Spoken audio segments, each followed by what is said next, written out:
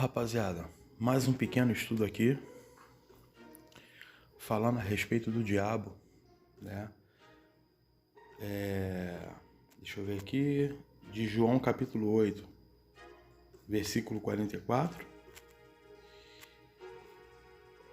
E 1 João 3,8, tá? Vamos analisar, hein? Vamos ver quem é esse diabo. E o que significa aqui? De quem que Jesus Cristo ele faz a referência? Vamos lá, hein? Iniciando aqui, hein? Esse versículo aqui, fala bem claro, 1 João 3,8, quem comete o pecado é do diabo, porque o diabo peca desde o princípio. Para isso o Filho de Deus se manifestou para desfazer as obras do diabo. Observe lá que Jesus falou que ele vinha desfazer as obras de Adão. Então Adão era o diabo. E na cruz ele carregou o que lá?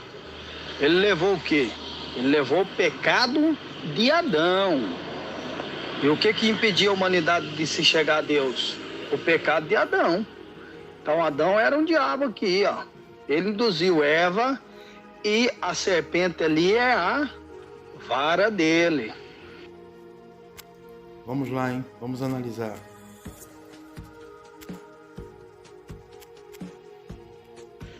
Vamos analisar. Em João capítulo 8, versículo 44, Jesus Cristo vai falar para os líderes religiosos, aqueles que lutavam contra ele, né, que iam contra os profetas, aqueles que eram enviados pelo próprio Deus. E certamente negaram a palavra de Jesus Cristo. Jesus Cristo, ele simplesmente chega para os líderes religiosos, para todos eles lá e diz assim: vós pertenceis ao vosso pai, o diabo. Quem seria esse diabo?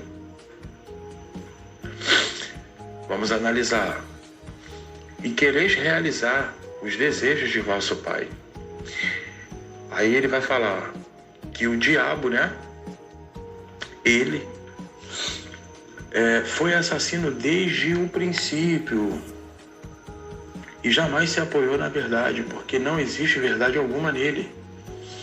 Quando ele prefere uma mentira, fala do que lhe é próprio, pois é um mentiroso e pai da mentira.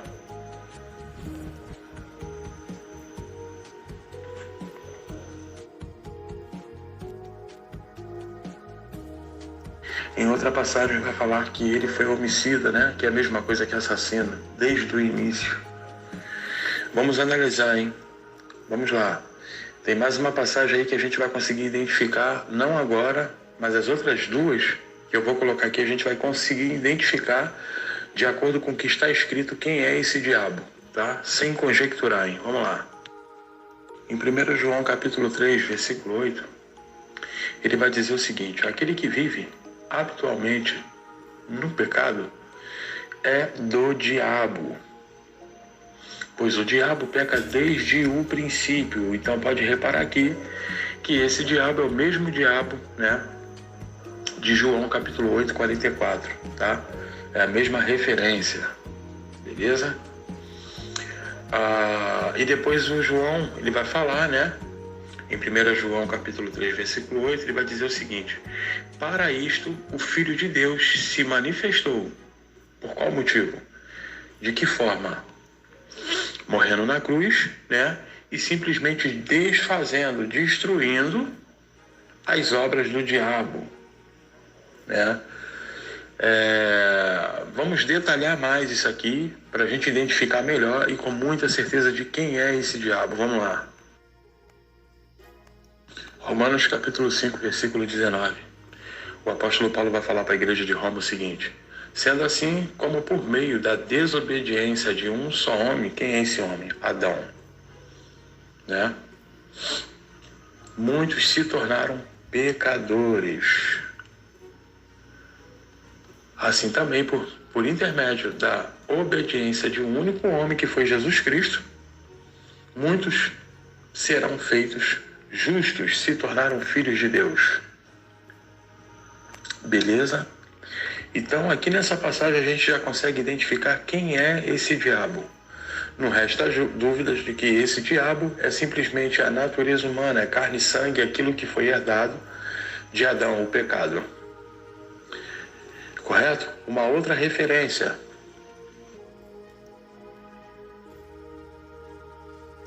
1 Coríntios 15, 21. Porque assim como a morte veio por um homem, quem é esse homem? Adão. Da mesma forma, por um homem veio a ressurreição dos mortos.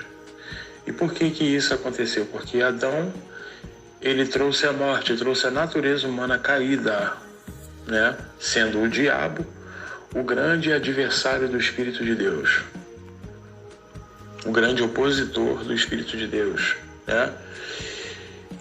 E Jesus Cristo, qual foi a função de Jesus Cristo? Vir para esse mundo para desfazer as obras de Adão, conforme ele vai falar em 1 João 3,8, né? Onde está grifado de preto. Para isso, o Filho de Deus se manifestou como? Morrendo na cruz, para destruir as obras do diabo. Que obra era essa? Era simplesmente o poder que a natureza humana tinha de matá-los. E por eles terem a natureza humana, serem escravos, né? Completamente escravos da natureza humana, eles jamais conseguiriam cumprir os 10 mandamentos.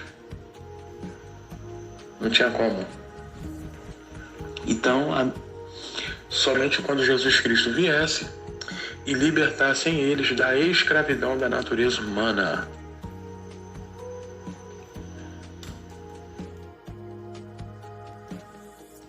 Primeira Coríntios 15, 21. Mais uma passagem para a gente identificar quem é esse diabo. Olha aí, ó. Aqui é nítido ver que esse diabo é Adão. Olha só, hein? O pecado da natureza humana. Olha aí, ó. Hebreus capítulo 2, 14. Portanto, visto que os filhos compartilham de carne e sangue. Quem são esses filhos? Os eleitos. Aqueles que foram predestinados à salvação antes mesmo da fundação do mundo. Tá? Conforme o apóstolo Paulo vai falar em Efésios, se não me engano, capítulo 1. Depois ele vai dizer aqui, ele também participou dessa mesma condição humana. Quem? Jesus Cristo. Era o Verbo, a própria palavra de Deus, né? E veio para o mundo como ser humano para poder proferir essa palavra que era o próprio Deus. Olha aí. Vírgula. Por qual objetivo isso? Para que, pela morte de quê? De cruz, né? Ele iria morrer na cruz, iria acabar aí com o antigo pacto, a primeira aliança, e daria entrada para o novo pacto, a nova aliança, o Novo Testamento, né? Destruísse aquele que tem o poder da morte. Quem tinha o poder da morte? O pecado da natureza humana. A saber, o diabo, que é a mesma coisa. O diabo é só um adjetivo que dá a característica ao sujeito, natureza humana, né? Por isso que a gente vai conseguir, por exemplo, analisar mais umas passagens do apóstolo Paulo. Olha só, hein? Analisa. Eu vou postar aqui do apóstolo Paulo, vou postar de Tiago também. Vamos lá. E até mesmo de Jesus Cristo, hein? Analisa. Olha aí, ó, vê se tem como esse diabo ser um espírito que caiu do céu, que brigou com Deus e tenta Jesus aqui. Não dá, né? E vem tentar os seres humanos, ó. 1 Coríntios 10, 12, o apóstolo Paulo vai falar o seguinte: assim aquele que julga está firme, cuide-se para que não caia. O apóstolo Paulo poderia muito bem enfatizar, porque é um espírito, né, que brigou com Deus lá no céu, que está lutando aí com vocês. E não deixa esse espírito tentar vocês. E o apóstolo Paulo podia muito bem falar isso, mas ele fala completamente o contrário. Olha o versículo 13. Não vos sobreveio, para quem? Para eles, para a igreja de Corinto, tentação que não fosse comum aos seres humanos. Por que ele fala isso? Porque as tentações, ela vem da própria mente humana, os desejos, né? Temos uma outra referência do próprio apóstolo Paulo, olha só, hein? Olha aí, ó. Gálatas capítulo 5:16. Portanto, eu vos afirmo, vivei pelo Espírito, e de forma alguma satisfazei as vontades da carne, ou da natureza humana, né? 17, ele vai explicar o porquê disso, ó. Porquanto a carne luta, ou seja, milita, né? Em outra linguagem, contra o Espírito, e o Espírito milita, luta contra a carne.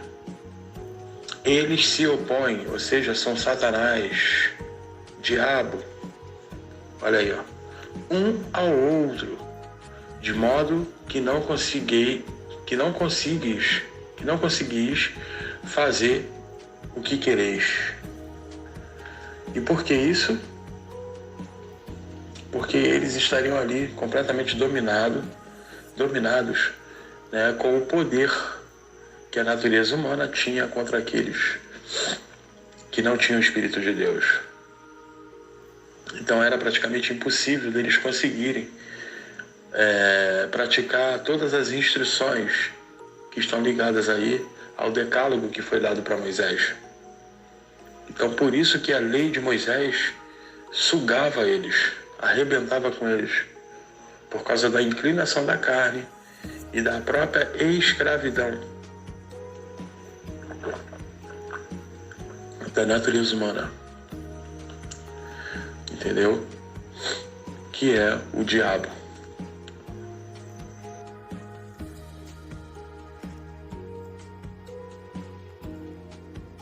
Vamos lá. Apóstolo Tiago, falando a mesma língua do apóstolo Paulo. Olha, feliz a pessoa que persevera na aprovação, porquanto, após ter sido aprovada, receberá o prêmio da coroa da vida que Deus prometeu aos que o amam. Essa promessa é desde Êxodo, capítulo 19, versículo 5, que era de torná-los reis e sacerdotes numa nova Jerusalém. Então eles tinham que perseverar até o fim e não se entregar às bestas, ou seja, o Império Romano, a besta política e o falso profeta Israel prostituta. Correto? 13. Entretanto, ninguém ao ser tentado deverá dizer, abre aspas, estou sendo tentado por Deus, fecha aspas. Ora, Deus não pode ser tentado pelo mal e a nenhuma pessoa tenta. Por que o apóstolo Tiago fala isso? Porque Deus é espírito e espírito não tem contato com carne e sangue, com natureza humana. Porque se fosse assim, Deus não viria em forma, não traria, né? Não mandaria Jesus Cristo. Não teria lógica, não faria sentido. Então, como que poderia haver aí, né, um espírito chamado diabo, segundo a religião católica, ter mais poder do que Deus, cara? Ou seja, Deus que não consegue tentar ninguém, que não pode tentar ninguém, conforme o Tiago vai falar, mas a gente tem um espírito diabo criado pela religião que tenta o ser humano, que está ali 24 horas no ouvido do ser humano, botando um monte de coisa para ele pecar. Isso não existe. Isso não tem lógica. Aí no versículo 14 e 15, Tiago vai explicar, né, de que forma que vem essas tentações. Olha só, cada um, porém, é tentado pelo próprio mau desejo, sendo por esse iludido e arrastado. Mau desejo, pelo próprio mau desejo. Qual o sentido que Tiago quis passar aqui? É que os desejos vêm da própria mente do homem. 15. Em seguida, esse desejo, tendo concebido, faz nascer o pecado.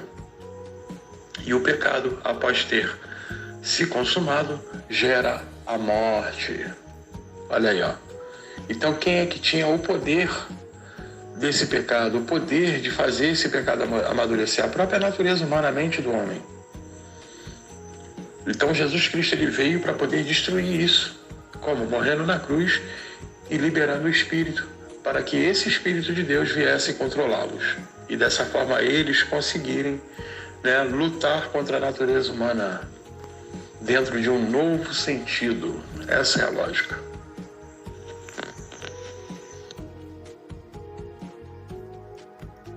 Vamos lá para a gente fechar. Só para finalizar, hein? Mais uma passagem. Vamos analisar mais uma passagem aí, tá? E dessa vez aqui as palavras de Jesus Cristo. Em nenhum momento aqui em Marcos capítulo 7, do 17 ao 23, Jesus Cristo coloca a culpa em um suposto espírito criado pela religião que caiu do céu, que brigou com Deus, né? E estava lá, fazendo os discípulos pecarem. Em nenhum momento Jesus Cristo falou isso, muito pelo contrário. Vamos analisar. Então, após haver deixado a multidão e entrado em casa, os discípulos lhe pediram uma explicação sobre aquela parábola. 18. Ao que lhes declarou: ora, pois nem vós tendes tal entendimento? Não conseguis compreender que nada que entre num homem tem o poder de torná-lo impuro? Jesus Cristo está falando a respeito daquela parábola, né? Que eles não conseguiram entender. Onde Jesus Cristo vai falar que o alimento que entra vai ao estômago e não pode fazê-los pecar, se tornarem impuros. Mas o que sai do coração deles é que torna-os impuros, entendeu? Vamos lá, vamos continuar, hein? 19. Porque efetivamente não entra em seu coração, mas sim em seu estômago, sendo digerido e depois expelido. Ao fazer essa afirmação, Jesus proclamava puros todos os alimentos. 20.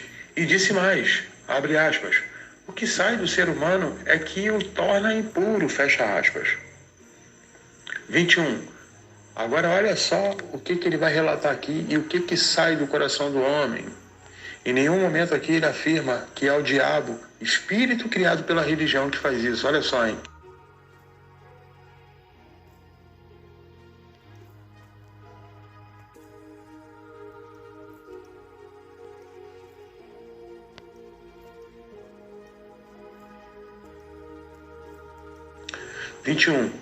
Pois é de dentro do coração dos homens que procedem aos maus pensamentos, as imoralidades sexuais, os furtos, os homicídios, os adultérios. 22. As ambições desmedidas, as maldades, o engano, a devassidão, a inveja, a difamação, a arrogância e a insensatez. 23, para finalizar. Ora, todos esses males procedem do interior. Contamina a pessoa humana e a torna impura. Olha aí, ó. Jesus Cristo simplesmente descrevendo todas obras da carne, todas as obras da mente humana, da mesma forma como relatou o apóstolo Paulo em Gálatas, capítulo 5. Em nenhum momento, tanto o apóstolo Paulo como Jesus Cristo fala que é um espírito que caiu do céu, que tornou, que fez com que os israelitas, com que todos eles pecassem, cara. Muito pelo contrário, ele fala que já era uma coisa que estava na mente deles. No coração deles, né? Coração das Escrituras é uma figura de linguagem fazendo referência à mente humana. Olha aí. É simplesmente uma falácia, cara, da religião, da escatologia futurista, colocar, né, que o espírito que brigou com Deus lá no céu, não sei como isso, né? Um anjo. O anjo ele foi programado para nunca errar, cara. O anjo ele foi criado para sempre fazer a vontade de Deus. Então, mesmo que o anjo quisesse, não teria essa capacidade. E até porque, para ele pecar, ele teria que virar primeiro um ser humano. Porque o decálogo, ou seja, a instrução de Deus, né, foi dado para seres humanos, não foi dado para anjo. Então não faria sentido nenhum. Não tem lógica um negócio desse. Mas é isso aí, rapaziada. Finish. Finalizei, valeu? Tamo junto, um ótimo dia a todos vocês aí. Valeu, galera. Mais um pequeno vídeo aí. Quem estiver entrando no canal aí pela primeira vez, tá? Sejam bem-vindos. E aproveitem e se inscrevam no canal. Estou postando aí toda semana um vídeo diferente, falando especificamente aí sobre a escatologia preterista, né? E sem contar também as lives, os debates e tudo mais, tá Tá bom, rapaziada? Um grande abraço a todos e até o próximo vídeo.